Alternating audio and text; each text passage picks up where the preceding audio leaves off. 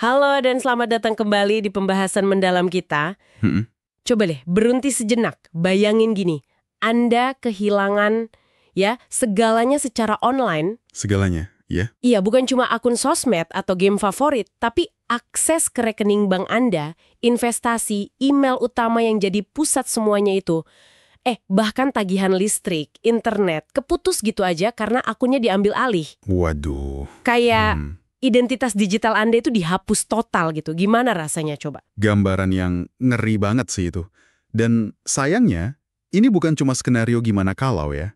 Ini inti cerita yang bakal kita bongkar habis hari ini. Benar. Pengalaman nyata dari seorang YouTuber terkenal, Delor. Sumber kita langsung dari kesaksian dia sendiri. Ada transkrip video pengalamannya yang detail banget, emosional juga. Betul sekali. Jadi misi kita kali ini nih, kita mau bedah kronologi peretasan gila-gilaan yang nimpa dia. Kita lihat gimana awalnya, terus dampak finansial sama emosionalnya yang, luar biasa. Berat perjuangan dia buat pulih lagi, yang kedengerannya aja udah kayak film thriller. Haha, iya ya. Dan yang paling penting nih, pelajaran soal keamanan digital apa sih yang bisa kita semua, Anda yang lagi dengerin, ambil dari mimpi buruk ini. Anggap aja ini studi kasus nyata lah, peringatan buat kita. Dan penting juga nih buat ditekankan, skala peretasan yang dialami Delor ini bener-bener gila sih, luasnya. Ini bukan sekedar cerita gamer kehilangan akun ya. Bukan. Ini cermin kerentanan kita semua di era digital, nunjukin betapa serius dan luasnya ancaman cyber yang intai. Nggak peduli Anda siapa, kerjaannya apa. Oke, kalau gitu kita langsung mulai aja ya ke awal mula bencananya. Semua itu start tanggal 28 Januari. Oke. Si Delor ini dapat email, kelihatannya tuh resmi banget, ngakunya dari Amazon Games. Nawarin akses eksklusif ke game baru New World. Tampilannya pro, logonya meyakinkan. Nah, ini dia. Ini contoh klasik phishing yang dieksekusi rapi banget. Iya kan?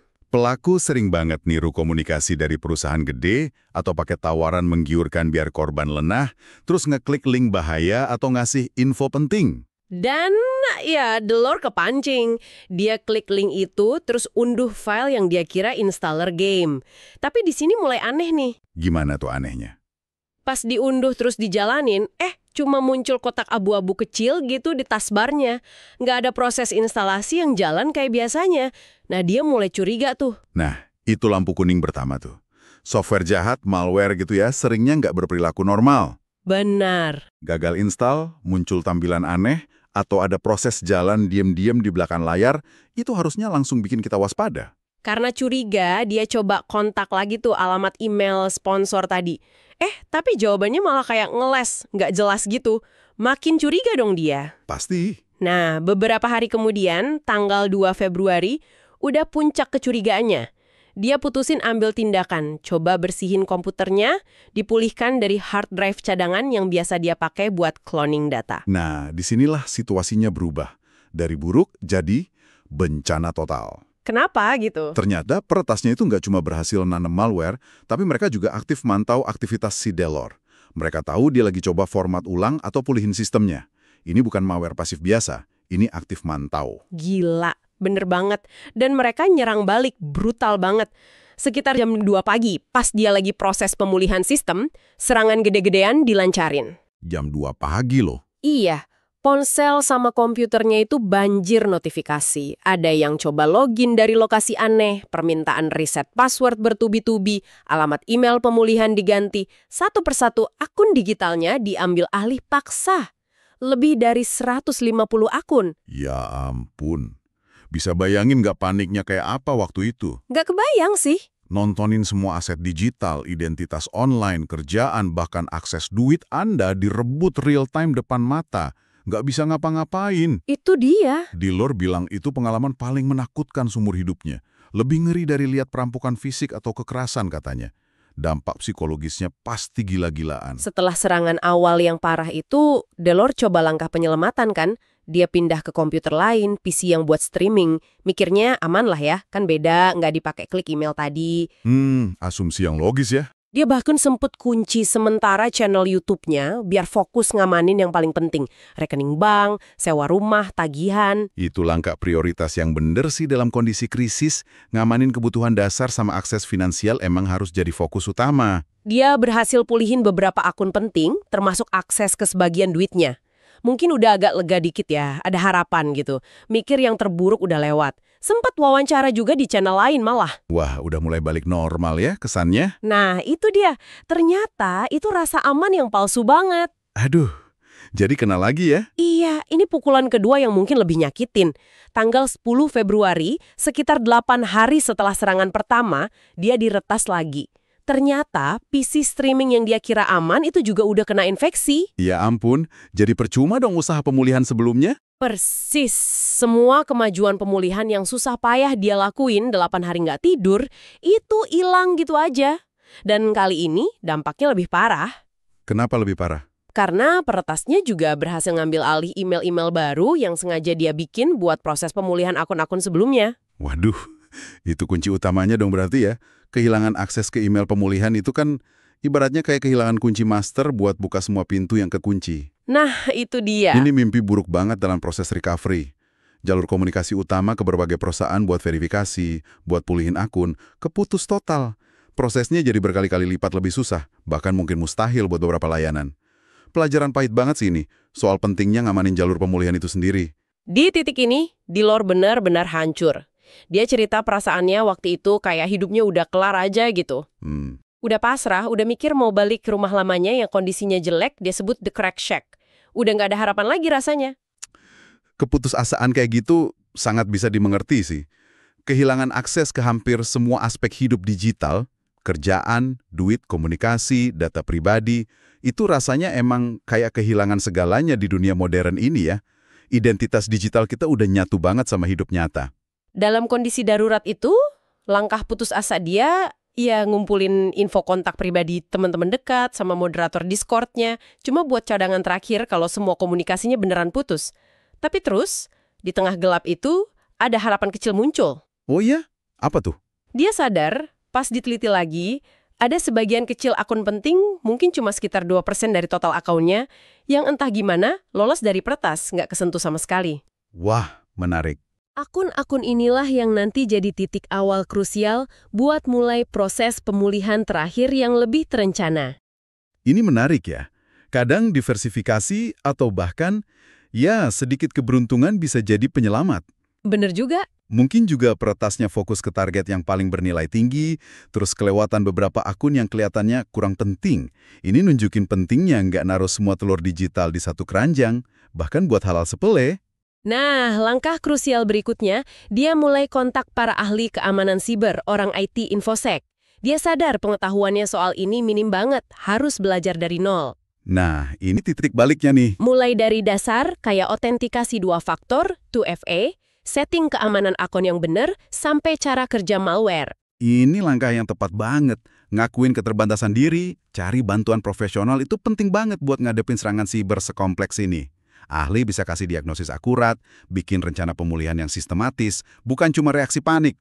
Dan rencana pemulihan yang disaranin ahli ini benar-benar drastis. Setelah paham betapa canggihnya malware yang kena ke sistemnya, bisa nyebar antar drive bahkan yang nggak aktif, bisa nginfeksi perangkat lain di jaringan, termasuk HP, saran ahlinya itu bikin kaget. Apa sarannya? Format ulang semua gitu? Lebih dari itu, sarannya buang semua perangkat teknologi yang dia punya saat itu. Hah? Semua? Iya, semua komputer, laptop, tablet, HP, bahkan kamera keamanan pinter. Semua dianggap udah kena, nggak bisa dipercaya lagi. Harus mulai dari nol mutlak, pakai perangkat baru yang benar-benar bersih. Ekstrim ya kedengerannya. Tapi, untuk jenis malware yang persisten dan bisa nyebar luas di jaringan, network aware malware, ini seringkali satu-satunya cara buat jamin lingkungan digital yang benar-benar steril. Oh, gitu. Format ulang kadang nggak cukup kalau malwarenya bisa ngumpet di tempat aneh atau nginfeksi ulang dari perangkat lain di jaringan yang sama. Jadi, ya dia harus beli komputer baru, router baru, terus install VPN, antivirus kelas atas, pastiin OS paling baru, semua patch keamanan kepasang. Kayak bangun benteng digital dari pondasi paling dasar. Tapi, ini muncul masalah lain lagi. Tentu, masalah logistik sama duit ya. Gimana beli semua itu kalau akses keuangannya kekunci? Nah, itu dia. Dia butuh duit buat beli perangkat baru, tapi rekening banknya kekunci. Atau malah udah ditutup sama bank karena aktivitas mencurigakan. Kartu kredit, debit dibatalin semua. Nah loh, Ini nunjukin gimana krisis digital bisa langsung ngelumpuhin kemampuan finansial di dunia nyata. terus gimana dia ngatasinnya? Untungnya, ada satu akun PayPal dia yang entah gimana masih aman. Dia muji banget layanan pelanggan PayPal, katanya responsif, ngebantu dia ngamanin dan pakai dana di sana. Oh, syukurlah. Selain itu, dia juga dapat bantuan lumayan gede dari komunitas Discord-nya. Dia nyebut nama Jamie sama Dank Farts yang kasih donasi buat bantu dia beli perangkat awal. Nah, ini lagi-lagi nunjukin kekuatan komunitas ya.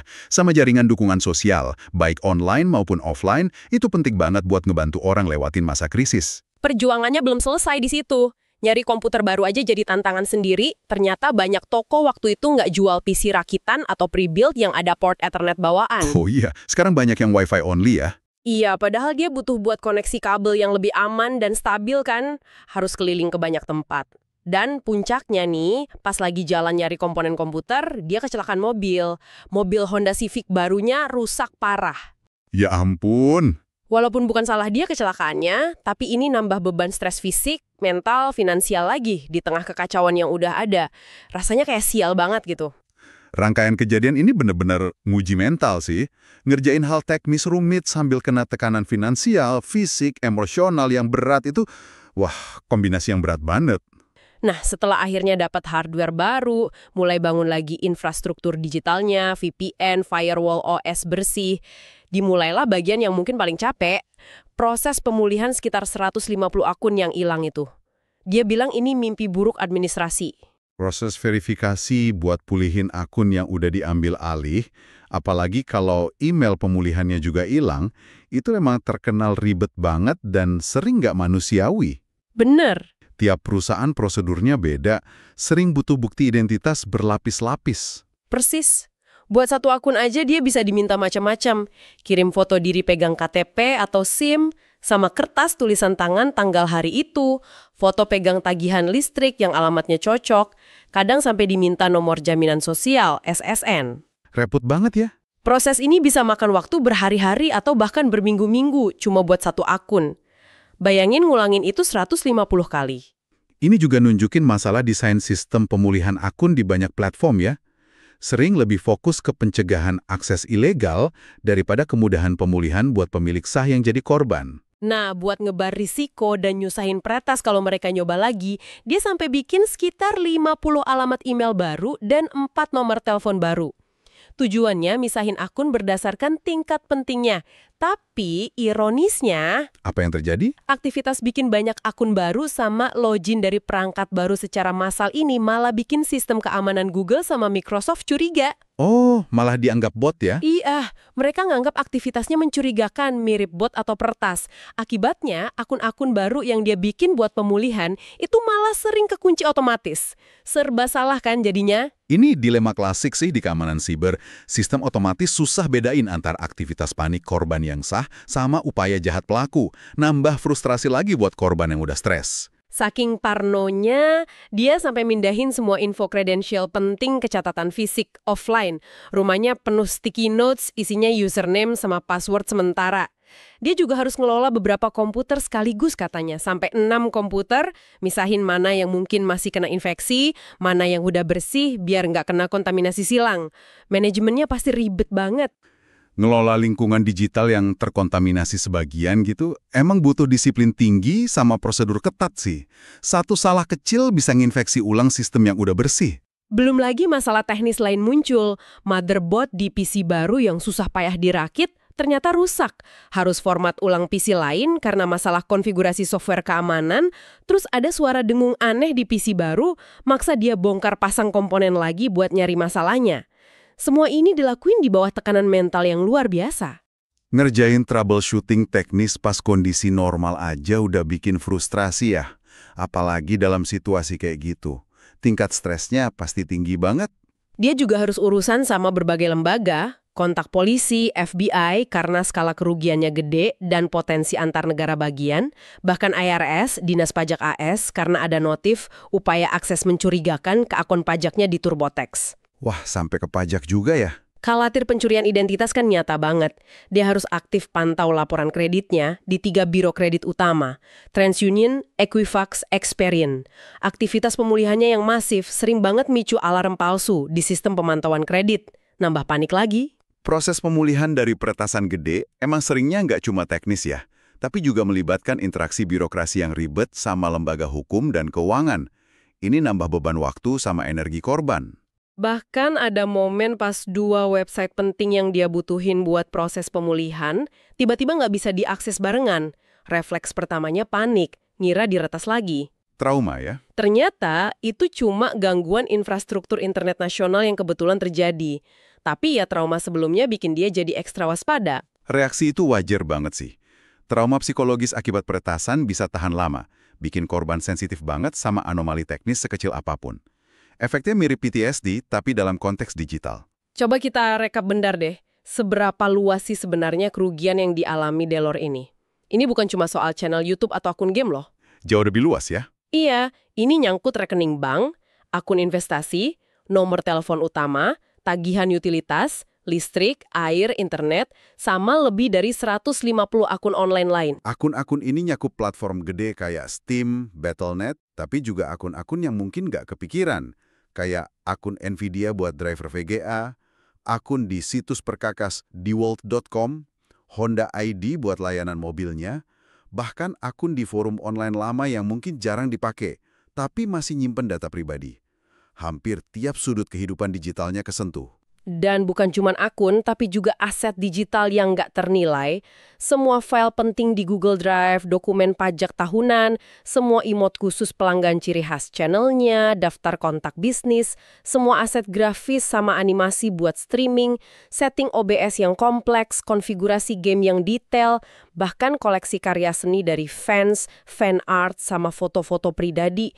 Pas dia bikin video kesaksiannya itu, akun Instagramnya aja masih belum balik. Ini benar-benar ngelukisin betapa dalamnya hidup kita nyatu sama dunia digital ya. Kehilangan ini bukan cuma nggak nyaman, tapi kehilangan memori, hasil kerja keras bertahun-tahun, hubungan sosial, sama bagian penting dari identitas profesional dan pribadi. Di tengah semua perjuangan ini, Delor nggak lupa ngucapin makasih ke orang-orang yang udah banyak bantu dia. Dia nyebut beberapa nama secara spesifik. Moderatornya, Nathan Sharp, orang pertama yang bantu amanin email awal, OM, manajer partner YouTube-nya, Big D, tim CS PayPal, Jamie sama Deng Farts yang kasih donasi krusial di awal, tetangganya Courtney yang bantu urusan praktis kayak beli komponen PC sama kasih dukungan moral, plus beberapa teman dan anggota komunitas lain. Dia nekenin masih banyak lagi yang bantu. Ini pengingat yang bagus sih, di balik layar digital, hubungan antar manusia sama dukungan komunitas itu tetap jadi faktor penting, terutama pas lagi susah. Teknologi bisa gagal, tapi kepedulian orang lain bisa jadi penyelamat. Nah, dari pengalaman pahit ini, Delor bagiin serangkaian pelajaran sama saran penting yang relevan banget buat kita semua. Intinya satu, jangan pernah lagi nganggap remeh keamanan digital Anda. Betul. Kalau kita coba rangkum sarannya ya, ada beberapa pilar utama. Pertama, pondasi pertahanan dasar. Ini nyangkut pakai antivirus yang bagus, dia sebut Malwarebytes, Bitdefender, layanan VPN, dia pakai NordVPN, sama aktifin firewall bawaan OS atau router. Ini lapisan pertahanan pertama yang wajib ada. Itu basic ya berarti? Iya, basic tapi krusial.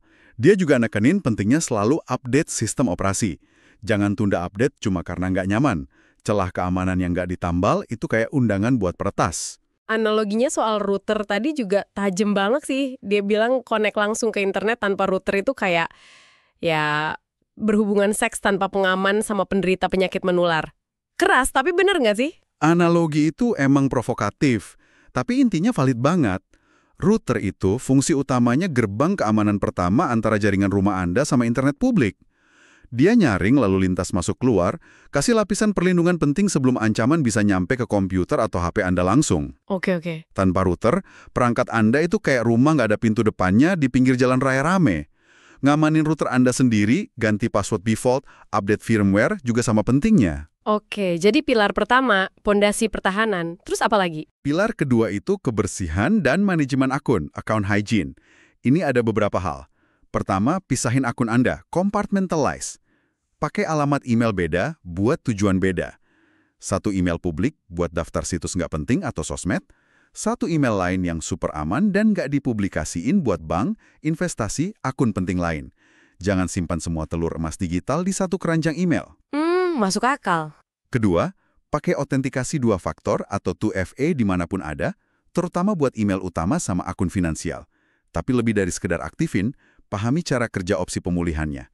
Gimana kalau HP hilang atau akses ke aplikasi authenticator hilang?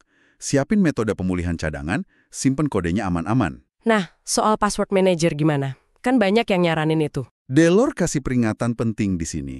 Walaupun password manager bantu banget buat bikin dan simpan password unik yang kuat, ada risikonya kalau akun utama yang ngelindunginya. Misalnya akun Google atau Apple Anda ikut diretas. Oh iya, bener juga ya. Peretas bisa dapat akses ke seluruh kunci Anda. Sarannya, pertimbangin simpen kredensial yang paling vital, misal akses bank utama atau investasi gede, secara offline, mungkin di catatan fisik yang disimpan aman. Dan jangan biarin akun super penting itu tetap login, stay login, di perangkat yang sering dipakai buat aktivitas risiko tinggi, kayak browsing sembarangan atau unduh file nggak jelas, misal PC gaming. Masuk akal banget sih itu. Jadi pondasi pertahanan, kebersihan akun, ada lagi? Pilar ketiga itu rencana darurat dan kesiapan. Ini termasuk saran praktis kayak simpen sejumlah uang tunai di tempat aman. Kalau sistem bank digital Anda lumpuh atau akun dibekuin, masih ada dana darurat fisik. Gimana cara hubungin layanan penting? Simpen kontak darurat, teman, keluarga, secara offline. Delor bahkan nyaranin lakuin latihan atau simulasi kecil, mungkin minta teman coba nyerang akun dummy Anda, biar Anda familiar sama notif keamanan dan langkah apa yang harus diambil kalau serangan beneran kejadian. Jadi nggak panik dan bikin keputusan salah. Wah, ide simulasi itu menarik. Biar kita lebih siap reaksi ya. Tepat. Dan yang terakhir, tapi mungkin paling dasar, itu perubahan mindset.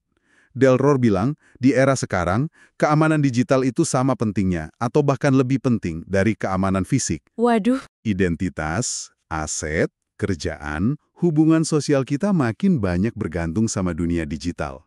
Dia ngerasa lebih punya peluang bela diri dari perampok fisik di jalanan, daripada lawan pertas nggak kelihatan yang bisa ngelumpuhin seluruh hidupnya dari jauh.